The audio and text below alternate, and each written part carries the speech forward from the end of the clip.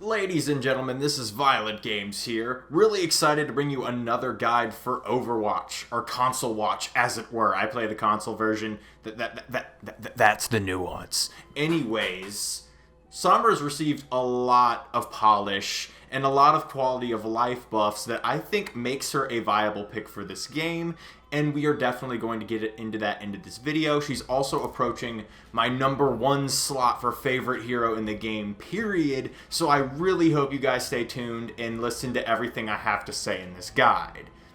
So how I'm going to structure this video in particular is I'm going to cover, first of all, Sombra's kit and abilities, providing anecdotes and tips throughout that segment. Then I'm going to go over tactics and strategies, kind of play styles. How should you play Sombra? Should I go in at this point? Who should I fight? Things like that. Then I'm going to talk about counters and optimal targets for Sombra. Who should you look out for and who should you be attacking? Things of that nature. Then I'm going to be talking about team compositions. Where does Sombra fit in any given team, whether it's quick play, competitive? I'm going to go over all that for you. Then I'm going to give you my final verdict on the hero. What's my overall opinion on Sombra? Is she a viable hero in just quick play only or competitive? When is she usable? How do I feel about the character overall? Personality? It could be any personal feeling I feel towards the character overall. I'm not going to review the character objectively because that's kind of impossible. Every character can technically be viable in the right hands. So without further ado, let's get started with her kit. So first up on Sombra's kit, we have the passive ability Opportunist. All this allows you to do is you can detect enemies through walls when their health is below 50%. This is probably one of my favorite passives ever because it's literally just a quality of life improvement for the hero. Oh, I'm a backliner. I can know when people are low on health through walls and I can see them retreating. And if I'm very well aware of my map around me, I know if they're approaching a health kit. I can use my abilities to kind of sneak in there and take them out. It allows you to be an opportunist. It does exactly what it says it is. So I love it. It's really fun, and yeah, it's cool. There's not a lot there's not a lot of things I can say about it really. It's just fucking cool. The one piece of advice I could give you in terms of opportunists is don't go full retard. If you know that enemy is retreating into their own teammates and that it's going to get you killed to pursue that target, you obviously shouldn't. You might want to throw a translocator somewhere else if you want to make a play like that, because sometimes it can work. Sometimes you can run right into the enemy team and get the kill, but more often than not, if the enemy team is competent enough, you shouldn't just run in there. I just wanted to state that in case you didn't have the common sense or just are too thirsty or whatever. I know that's a big problem for people in quick play. You get too thirsty and you don't know what you're doing. It's a combination for disaster, and I recommend avoiding it at all costs. But yeah, you'll learn. Whether it's through this guide or the hard way by repeatedly dying, so yeah. Last piece of advice I should give you guys, if you're on a microphone, whether it's in public chat, team chat, or group chat, whatever, be sure to call out who is low on health at any given time. See, you can provide opportunities for other people as well. You never know if one of your teammates has an angle on the character that is low on health. Say they're a bit far away from you, you could be like, oh, Pharah's low in the sky, and you're doing like pathetic damage with their little gun. Then yeah, like someone like Widowmaker or another Pharah or Soldier 76, they could probably pick her off for you. So be sure to let your teammates know what's going on. Any information can turn the tide in a battle. Remember what G.I. Joe said, that knowing is half the battle. But he didn't explain the other 50%. So I'm not sure. Is it guns? Is it brute force? I don't know. I honestly, I have no idea. Alright, next up I'm going to be covering Sombra's primary weapon, the machine pistol. The type of projectile you're going to be shooting out of this weapon is a rapid fire hit scan. That simply means that whenever you shoot the gun at somebody, the bullet is immediately going to reach your target. So as long as you keep your crosshair on the enemy when you are firing, you are going to land your shots. The bullets have no travel time. Just want to make that clear for everyone who might not understand what the word hit scan means. The damage profile on this weapon is 2.4 to 8, depending on what range you're at. The fall-off range on this weapon is from 15 to 25 meters. So at 15 meters, you're going to be doing your optimal damage, and it's going to decrease all the way up to 25 meters, where it'll eventually do no damage at all. The rate of fire on the machine pistol is 20 rounds per second. The ammo reserve is 60 rounds, and the reload speed is 1.5 seconds. Now, there is a passive on this SMG that is not brought up a lot in conversation, and according to the wiki, it's a soft lockdown that makes her gun more reliable when hitting targets. And I don't know what that means. The wiki doesn't really go into detail what the phrase soft lockdown means, but I guess it's awesome. I guess it's a good thing. It's something that you would generally want on a rapid fire hit scan machine pistol. But I guess anecdotally what I will say is it does feel really easy to hit people with this weapon. If you're used to using rapid fire hit scan weapons, this weapon is going to be night and day for you. It's just going to be really, really easy. It's going to be very easy to understand. And if you've used, say, Tracer's pulse pistols, then you're going to be right at home here. There's not a lot really to say. Overall, I feel like the weapon is decent and balanced. There are some people who have the opinion that it should do more damage, and what I say to that is no. If Sombra did as much damage as, say, Tracer, she would be a god character. You wouldn't be able to stop her. She'd kill Soldier 76. She'd kill just about anybody in the game with ease, especially given that her gun reaches out to 15 meters, which is pretty generous for a rapid-fire hit scan. So, yeah, please, no. That damage is fine. The weapon is fine. It does require a degree of skill. You have to be proficient at tracking. And in my honest opinion, if you want to practice and you think the damage is too low when you're playing as Sombra, it's because you're not landing your shots. But Sombra's role is not necessarily to be a high damage rapid fire hit scan character. That's Soldier 76 and Tracer's game. Sombra's game is a bit different. I just want you to consider that. Sombra is more reliant on her kit than she is her primary weapon. The primary weapon is more of a supplementary damage type of weapon. It is not a primary means of killing targets. So if you have the notion that you're going to play Sombra to kill targets like across the board, you shouldn't be playing her. That's not necessarily her role. It can be from time to time. Sometimes her damage will do the trick, but you have to know when to use it. I guess that's all I got to say about the machine pistol. It's balanced. I don't think it needs a damage buff. I think it's kind of right where it needs to be.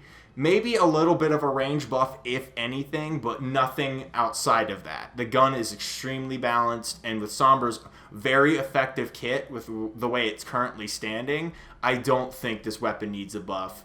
I think people need a buff.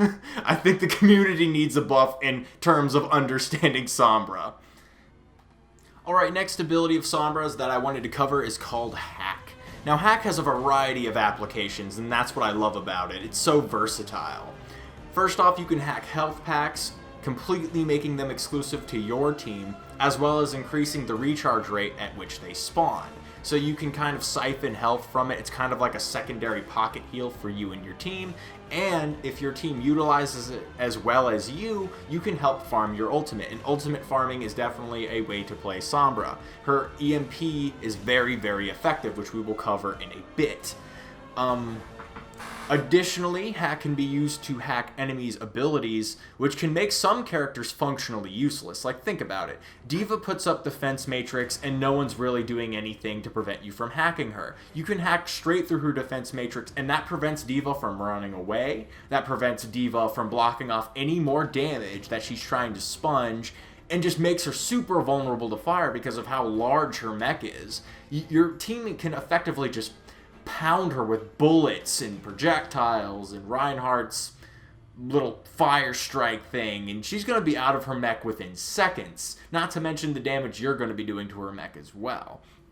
Like, imagine how great of a tank busting ability that is. Like, all the tanks in the game rely on barriers or a self-heal or Roadhog's grapple. You can functionally disable that And you can even do it from vertical points and from a 15-meter range, which is very, very generous. So consider using hack as a tank buster, as well as a backliner's tool to kill healers as well. So for example, you backline, the Mercy isolates herself to retreat for healing. Whatever. You see her with Opportunist. You go in there, you hack her so that she can't run out and fly to somebody. That's a free kill right there.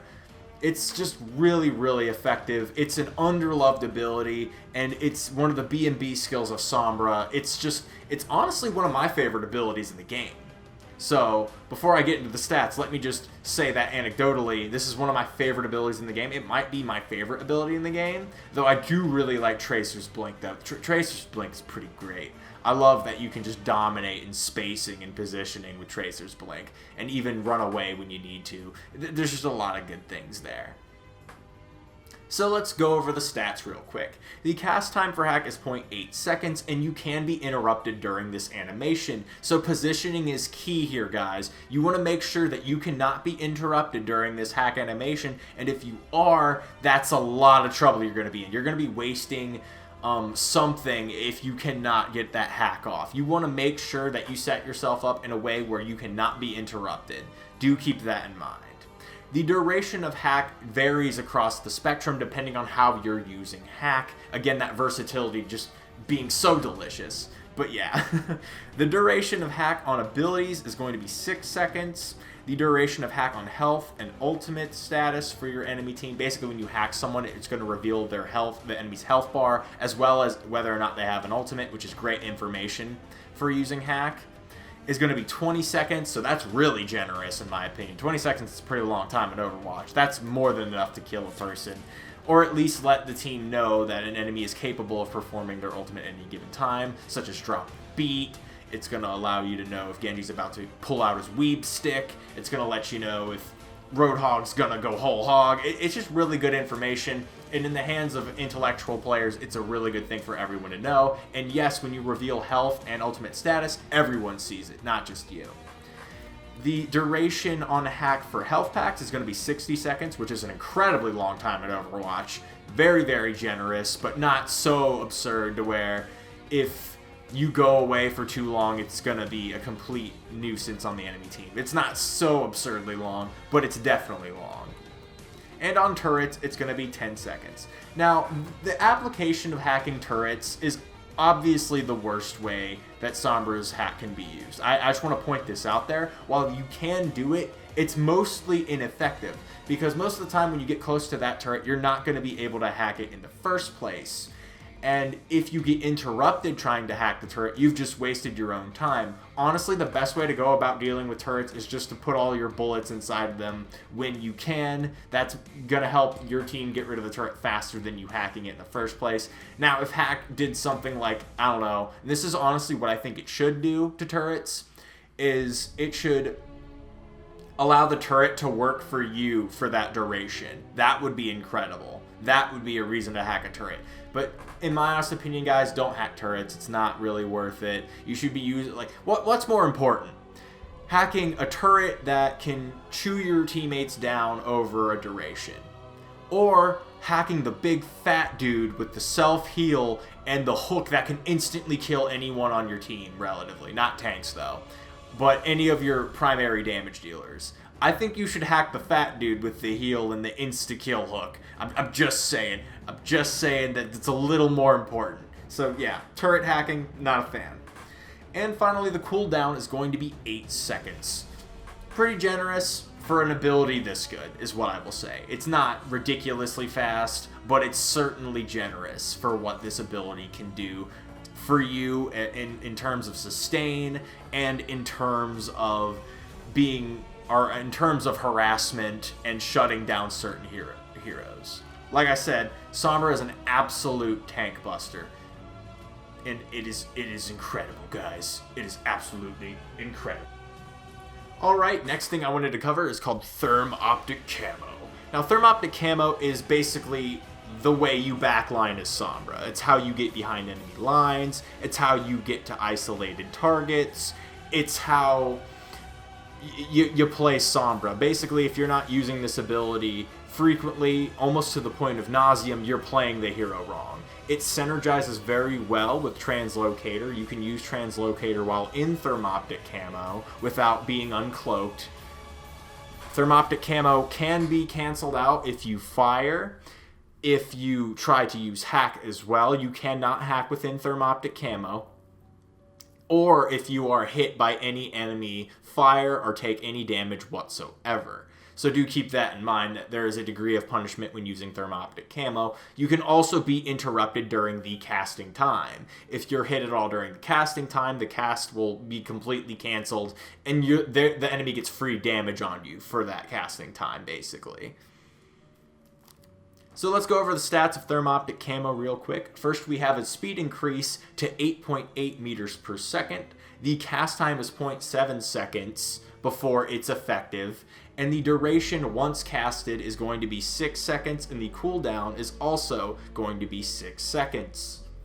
With everything into consideration, you should use Thermoptic Camo to get behind enemy lines, to move from point A to point B as a means of getting back to a location. So say you die and you're coming out of spawn, go ahead and cast Thermoptic Camo and start running back to the objective. It helps you get back on point faster, which is definitely a great utility. It's one of the reasons I love Tracer. It's one of the reasons I love Soldier 76's Sprint. I just love mobility. Mobility feels really, really good in Overwatch. Do not neglect to use Thermoptic Camo, otherwise you are going to make this character really, really suck. Now, using Thermoptic Camo as an evasive maneuver is not as easy as using Tracer's Blinks. That is 100% true.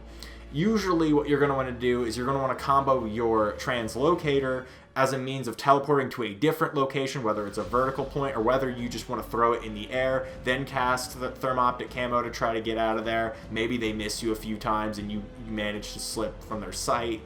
Things like that. But don't just outright use Thermoptic Camo if the enemy is focusing you. It's not going to work. The cast time is too long. You might as well just put out as much damage as possible before you die if you make a mistake and put yourself in that position.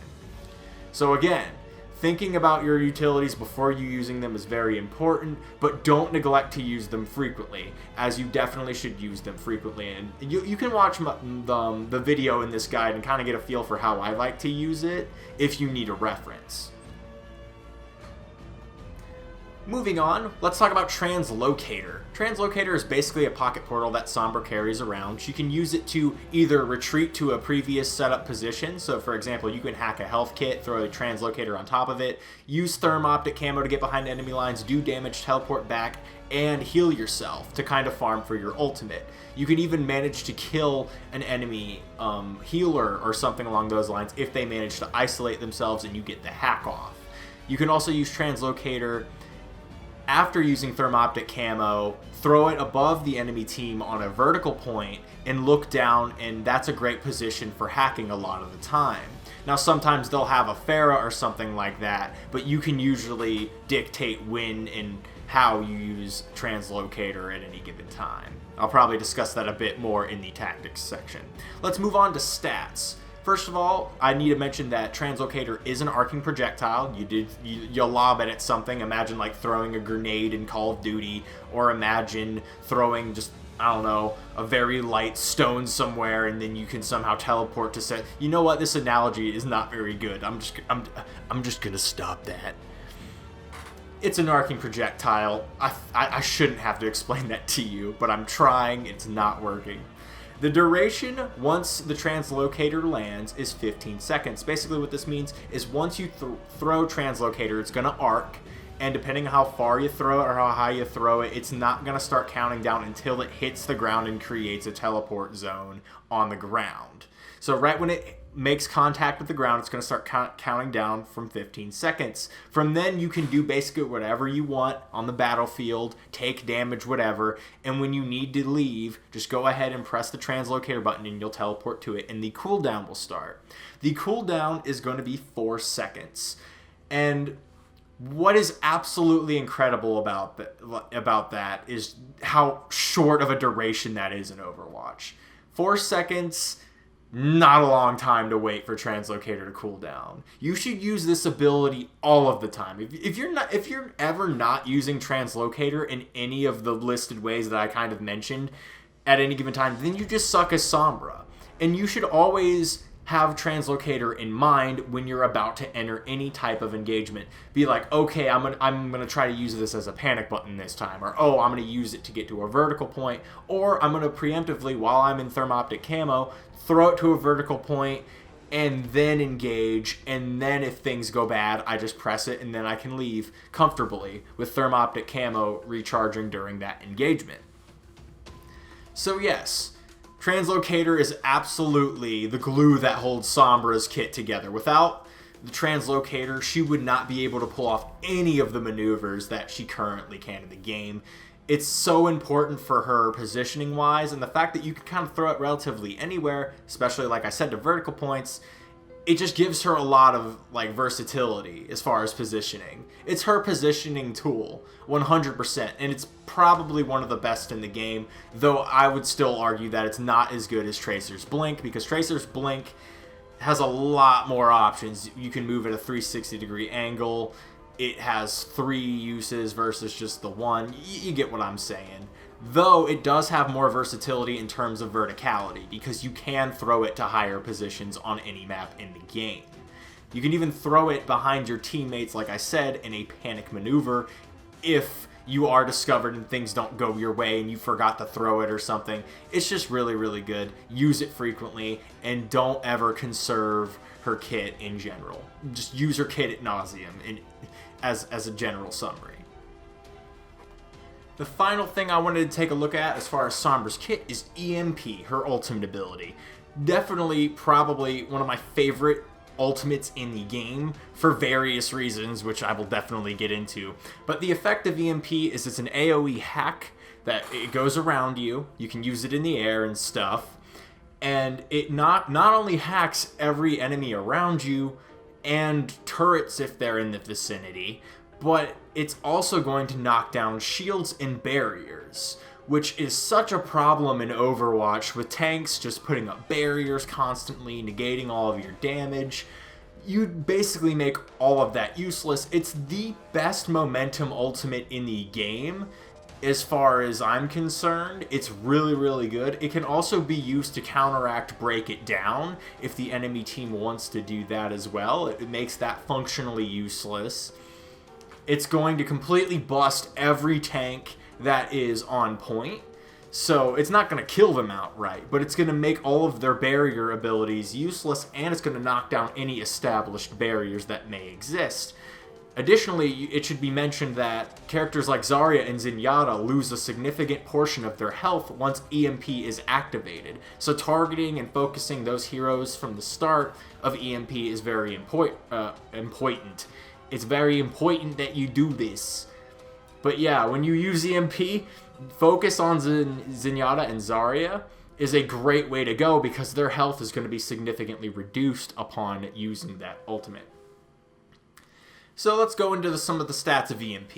It has an AoE over 15 meters. So there's going to be a 360-degree AoE attack that's going to discharge. It shows you the circle in-game, so you have like a visual representation of what's hacked and what's not. The duration of the hack is going to be 6 seconds, and the charge for the ultimate is 1250. And what I will say about this ultimate, guys, is it's the fastest charging ultimate maybe in the game. And that just makes it really incredible to me. It means you can use your ultimate more frequently, and the momentum behind her ultimate alone can be a reason for picking Sombra at any given point. Her ultimate is absolutely incredible. It's probably my favorite ultimate in the game to use myself, because she's one of my favorite heroes to use. Tracer's Pulse Bomb's good. It can kill a target. But more often than not, EMP is just devastating to certain compositions, especially if that team is relying on barriers. You're just snapping your fingers and it's all gone. And if they have Zarya or Zenyatta, they're pretty much done. It's a beautiful thing. It's definitely a beautiful thing. And my God, do I love my EMP. It's just an implosion of justice. And the only problem with EMP, I will bring this up, this is a criticism, is that teammates don't seem to understand how good it is. And what I will say is you'll wait for your teammates to group up, which is what you should do with EMP. You want to make sure your team is ready for an assault. You all group up for the assault. You use the EMP. It's very useful to call this out on mic, by the way. Let people know what you're doing as Sombra at any given time. That's a really great way to play her. And then you'll use EMP, and then you'll turn around, and all your teammates are just like missing all of their shots. They're not taking advantage of the fact that certain characters can't block, and it'll ultimately become ineffectual. So I guess the one criticism for EMP is that it kind of has some teammate dependency to it. If your teammate doesn't utilize the full effectiveness of EMP, you would have done it for no reason, even though you had the best of intentions. So overall, I love EMP. I wish people were a little bit more adept at picking up on what Sombra's doing, but you can always get a team together to guarantee that EMP is fully utilized in the game. Alright. So now that I went over Sombra's kit, and I think it's a really good one, just to say anecdotally, let's move on to tactics and strategies for Sombra, and how I think her kit can best be utilized in her respective roles. Because she's a hybrid class. She doesn't really fit into one niche. You should never pigeonhole Sombra into one of these roles. So I'm going to try to bring up as much of these roles as possible, and hopefully explain it in a way that makes sense to everyone. Because this hero's complex, guys. It's difficult to explain her. So first tactic, this is the bread and butter noob Sombra. Like every Sombra does this. This is ult farming. This is where you set up a heavy kit with your hack, and then you throw translocator down on top of it. And then you go behind enemy lines, cause some form of harassment, maybe get a kill if you're proficient with her weapon, and then you rewind, get healed, rinse and repeat. And while that's happening, hopefully your team's taking full advantage of your health kit as well. The idea is you're going to farm your ultimate so that you can use your ultimate in these giant condensed teams in order to disrupt them and get momentum for a team fight. So this is an optimal strategy for if you are facing a team that is very, very defensive, groups up really tightly, and relies heavily on tanks and barriers. This absolutely can shut down that team if your team has complementary DPS behind it. And we'll get into that when I talk about team compositions. So ult farming is a viable strategy, but you should not pigeonhole yourself into it like a lot of Sombras seem to on quick play as far as I see. Whenever I see a Sombra, they usually do this. And it is a viable strategy, but not all the time. Second strategy is be supplementary DPS. There's nothing wrong with Sombra having lower damage than any of the other heroes. That's not why Sombra is great. And while you are supplementary DPS, the way you should play is keep track of your big damage dealer. You're going to want to talent scout your team and determine, oh, my soldier's a really good shot. I'm going to support that soldier in a lot of group fights, and a lot of his engagements, I'm going to make sure that he gets through them. So adding on damage from behind, making sure that his targets are hacked, or the barriers that are preventing him from fighting his targets are hacked. You know, just throw some damage in on there and try to figure out who your teammates are focusing on, figure out how you can help them best accomplish their goals rather than just focusing on yourself. Being supplementary DPS actually fits into a lot of heroes into this game, and I wish people would, you know, not just focus on their kill to death ratio or their kills and help their teammates out as well in this game a bit more in the solo queues. Third thing you can do as Sombra is kind of put into two roles. You can be an assassin and a disruptor, and it all depends on the talent of the enemy team and how they work against Sombra, and if they treat you like a considerable threat. So Sombra can easily get into the back lines and assassinate a target. You have to be proficient with her machine pistol, of course, but it's definitely possible. Your damage is definitely high enough to where this is possible. It's very good against healers, against retreating backliners. Say their backliner went in, didn't have such a good time, but managed to get out. You could actually assassinate that target using Opportunist, of course, as an aid for that. Additionally, You can assassinate the healer, such as Mercy. So if Mercy's a bit far away from Reinhardt, like her beam like extends pretty far, right? But say she's a bit behind the team and the team isn't very keen on protecting their healer. They're just not really proficient at it. You can actually hack Mercy so that she can't really fly away. Instead, she'll actually be stuck with you trying to do a 1v1 with you, and you have the very easy to use hit scan weapon. You're going to win as long as you don't beeline her and you keep juking her little pistol blast bullets. And if she's turned around and if she's turned around trying to do that dash when you hack her, that's free damage, guys. And if she's not looking at you at all when you uncloak, that's a free hack, because she's not going to be able to turn around within the allotted time it takes for her to punish the hack and prevent it from happening. But once the hack is deployed, you can basically just track her until she dies. It's very, very effective, and she's not going to break spacing with you using that little dash, because she's hacked, she can't. So that's one way she can be an assassin. Now, if the enemy team is very keen to your game and knows that you're trying to assassinate the targets, go ahead and be a disruptor. Honestly, get to a vertical point, hack the tank, keep the tank's barriers down, and your team, you'll cause disruption, you'll cause mayhem. So if you honestly want to, you can run right in the middle of the team, just start spraying bullets, and all of a sudden all the attention goes away from your team to you. As soon as you do damage to any particular target from the backlines, their attention is going to shift. You get the attention of the Reinhardt, even if you don't manage to hack, your team could take advantage of that, cause a charge themselves and get that Reinhardt killed, or charge in, kill the soldier, or any other respective hero. It doesn't honestly matter. It's just disruption can mean a lot. That's kind of the premise of Winston, in all honesty, and it's something that I think more casual players aren't really keen to. They only understand that damage is damage, and if I kill someone this fast, then that's the only thing that you need. No, disruption and keeping people's attention off of the team as a whole, especially if it's a grouped up team, is a big deal.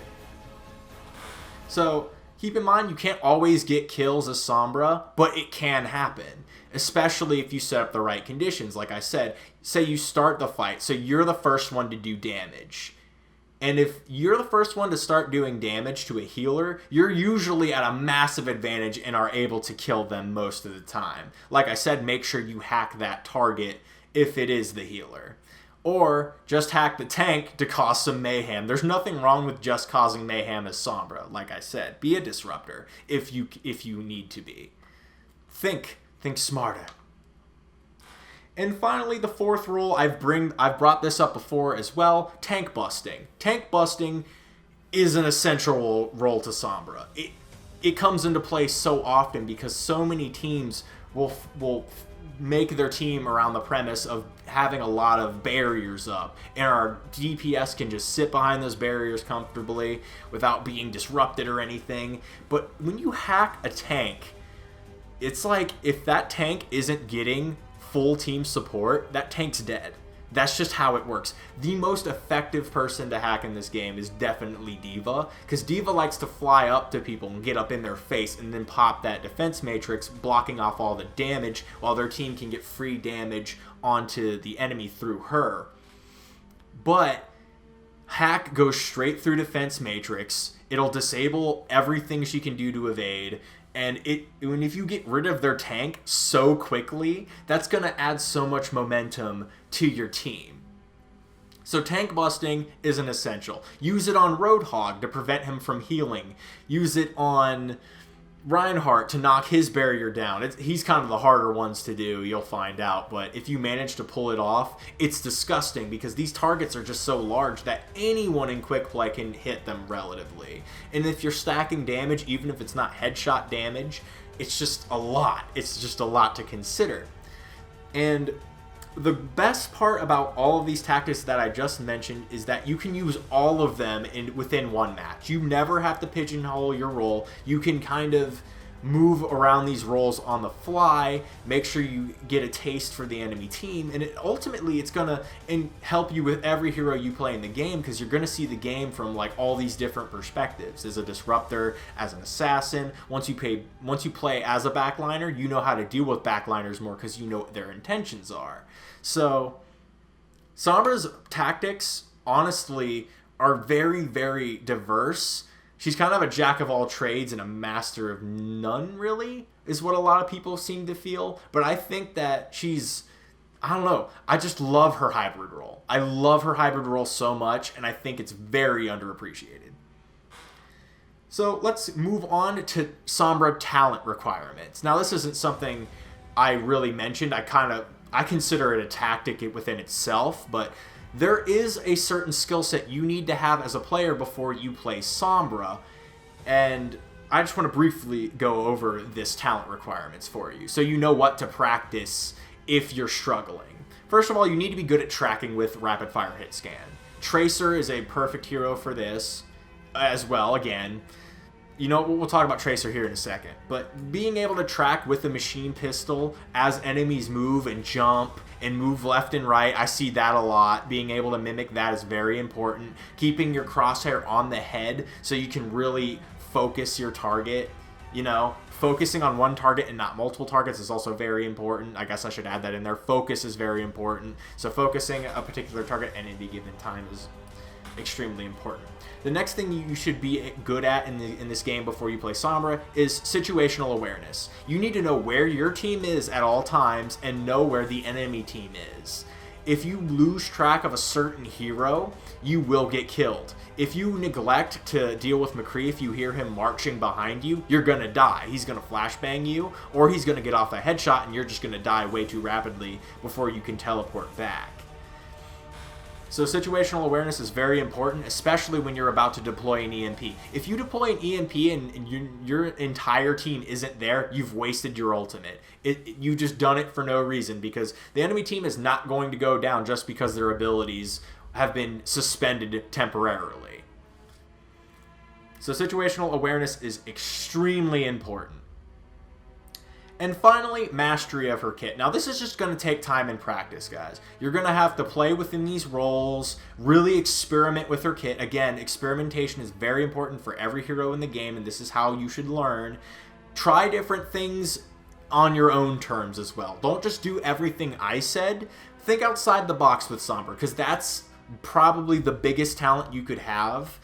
You know, critical thinking is so important to Sombra, guys, because that's how you make these really intriguing plays.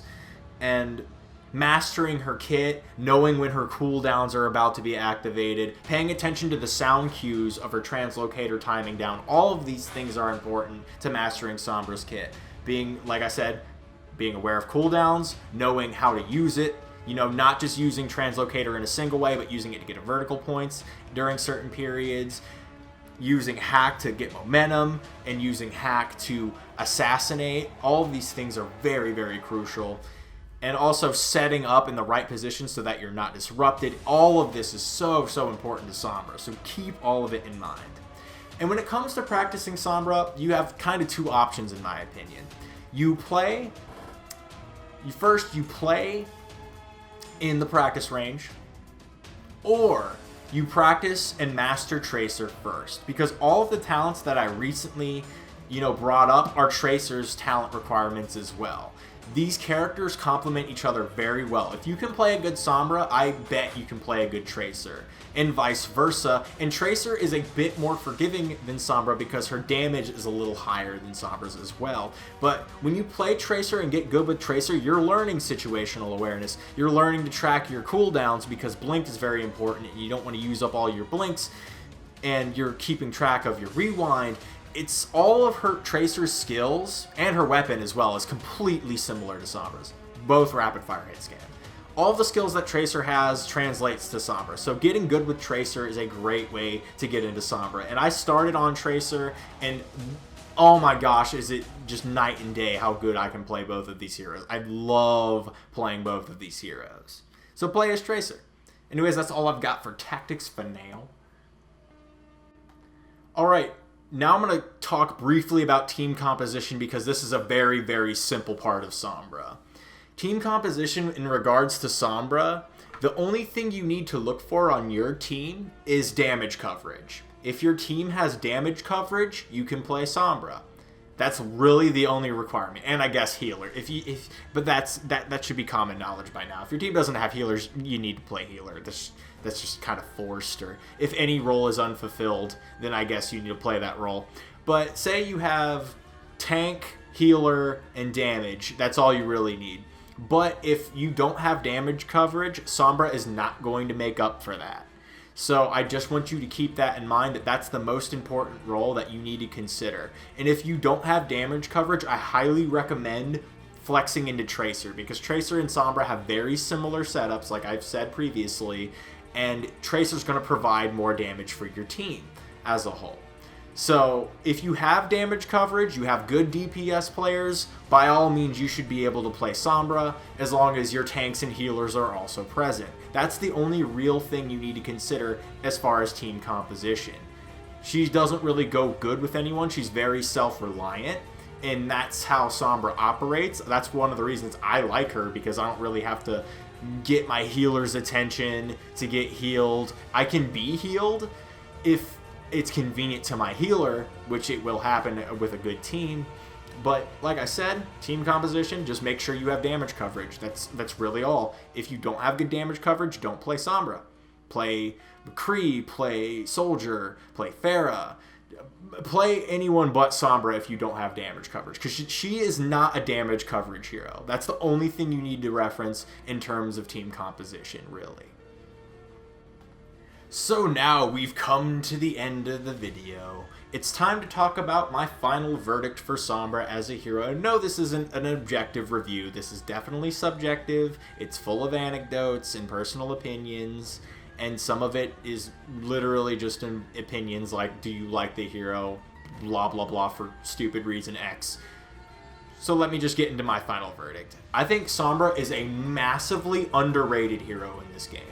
Massively underrated. The community has taken her out of her context. They're trying to play her like Tracer and Genji. That is unfair. That is not how Sombra was meant to be played. And people who do this say, oh, she's a garbage hero, and these are the same people that throw the game that made me rage a second ago. Because I hate you, fucker. You don't understand how mad you make me. Video games are supposed to be about having a good time. You guys just ruin the game for everyone else. I don't care how sweaty your tryhard panties are. You don't have any right to ruin someone else's experience because your butt hurt. Gosh. And not only that, but Sombra's a good hero. Like, what good is a Roadhog once he's hacked? He's basically shit unless he's point blank to you. Like, ugh. Like, how do people not see the viability of a tank buster? Of a character who can remove barriers when barriers are so prevalent within the game is beyond me. And not only that, how come these DPS players don't understand how important their kit is to them? And if they get that kit removed from them, how vulnerable they can be to an enemy team or a team fight. Imagine if your Reinhardt can't put up his barrier, can't fire strike, and can't charge. What's he gonna do? Run menacingly at the enemy and die? That's all he can do. Or fall back to his healer. Now his healer's preoccupied and the rest of the team's open to fire. You see what I'm saying? Sombra can provide great momentum for a team. And that is the reason I believe she's underrated. And some of these games, I really hope, guys, show off how viable this hero can be, as long as your team has decent coverage. Again, I think the biggest gap for Sombra that she can create in a team composition is lack of damage. So if your team doesn't have damage coverage, do not play her. But if you have damage coverage, Sombra is a great pick, especially if the enemy is playing super defensively, groups up really tight, allows you to get hacks off. You can disrupt the barriers, you can disrupt Bastion if you need to. There's just so many options with Sombra, and she's very versatile. And I don't understand why everyone, right now, with all of these quality of life improvements, are still bashing this hero. I think it's unfair. I think it's childish. And I think that you guys need to look at what Blizzard has done to fix the problems that she previously had. And put her in the role that she was intended to be in. She was not intended to be Soldier 76. I know that's what you guys fucking want. You want Sombra to be Soldier 76 and fucking McQueer doing high noons behind everyone's asses. That's not what she does. You're taking her out of her context. She is a disruptor. She is a backliner. She is a tank buster. And you guys really need to rethink Sombra in the game. I sincerely think that. Now, I'm not Korean. I understand that maybe there's something I don't see that maybe they see in Sombra versus other heroes in the game. But as someone who plays on a platinum level, like high platinum, I've been to 2,988 before. I think that's close to diamond, but I play on that level. And I'm telling you guys, the new Sombra versus the Sombra I played when she initially launched is not the same. She's much more suited for her role than she has ever been. I highly encourage you, if you're good at hit scan DPS, to pick her up and just try to use her within her context and use her around your team, and then see what kind of results you get. It's incredibly better than it used to be, guys. Please just give Sombra the benefit of the doubt. Anyways, guys, this is Violent Games. I'm gonna be pissing off. Thank you for watching if you did. It's been great coming back to Overwatch. And let me know if you have any suggestions for content. I'm open to suggestions. If you want to see more gameplay videos, I can do that. I might do another guide, but we'll have to see how it plays out. A lot of characters I hear are about to get reworks, so I might just play it by ear. Alright, bye-bye.